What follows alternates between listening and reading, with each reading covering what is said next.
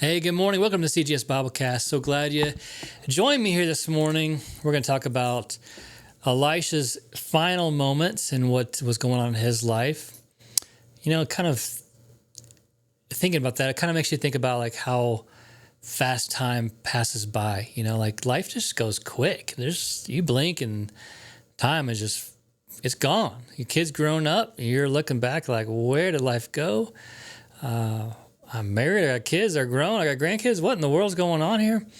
It just goes by really fast. When you're in the end, it can be really hard to say goodbye, and you feel like life is being compressed, like there's not much times you got to really make it worth it. Especially if, I can't imagine like finding out you're young and you're going to pass away when you're young. When you're not ready to go, that time just compresses and gets so short. You got to fit so much into that small amount of time. Elisha's going through this at the end of his life. He knows he's not got long.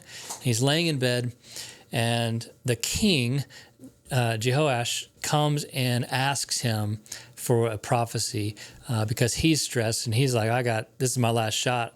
If it's time to turn to God. If it's time to do this, now's the time. So I read that here in the scripture. This is 2 Kings chapter 13. We'll be in verse 14 here. Elisha's sick. So it says he's in his last illness. King Jehoash, pretty sure that's how you pronounce that, of Israel, visited him and wept over him. My father, I see the chariots and charioteers of Israel, he cried. Elisha told him, get a bow and some arrows. The king did as he was told. Elisha told him, put your hands on the bow. And Elisha laid his hands on the king's hands. Then he commanded, open that eastern window. And he opened it. And he said, shoot. So he shot an arrow. Elisha proclaimed, this is the Lord's arrow, an arrow of victory over Aram. For you will completely conquer the Arameans at Aphek. Then he said, now pick up the other arrows and strike them against the ground. So the king picked them up and struck them on the ground 3 times. But the man of God was angry with him. You should have struck 5 or 6 times, he exclaimed. Then you would have beaten Aram until it was entirely destroyed. Now you will be victorious only 3 times. This is a really interesting story. There's a lot really you can learn from this. Sometimes you got to just keep going. You don't stop. If God tells you to do something, you do it until you see it through. You don't give up when you feel like you've done enough. You give up when God says you've given enough, and He starts to come through. So you just keep going.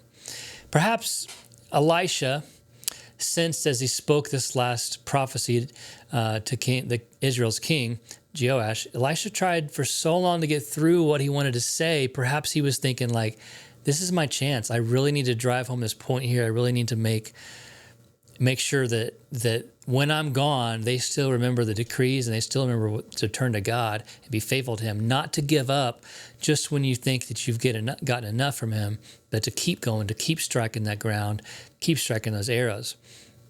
And so Jehoash seemed to understand, and he did what he said, but he falls short in completing the instructions.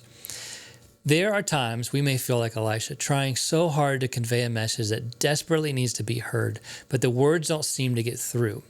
Maybe you've experienced this when you're trying to witness to people or trying to be a good example or trying to get through to your kids, like this is the way to go. There are also times when we may feel like a student who stops just short of realizing God's best for our life, like the king here. It's like, man, we stopped too soon. So don't stop sharing the lesson with a heart of compassion and passion. But also, don't stop being teachable as you always strive for God's best. There's lessons to be learned from both characters here, and there's things that we can apply from both. Don't stop. Keep striking the ground and keep telling the kings and the students and those that are in your life that you're trying to convey a message to the good news. Never stop. Keep striking, keep preaching, keep telling, and keep working. Hope this has been encouraging for you today to never give up and don't lose sight. Just keep striking the ground. Have a wonderful day.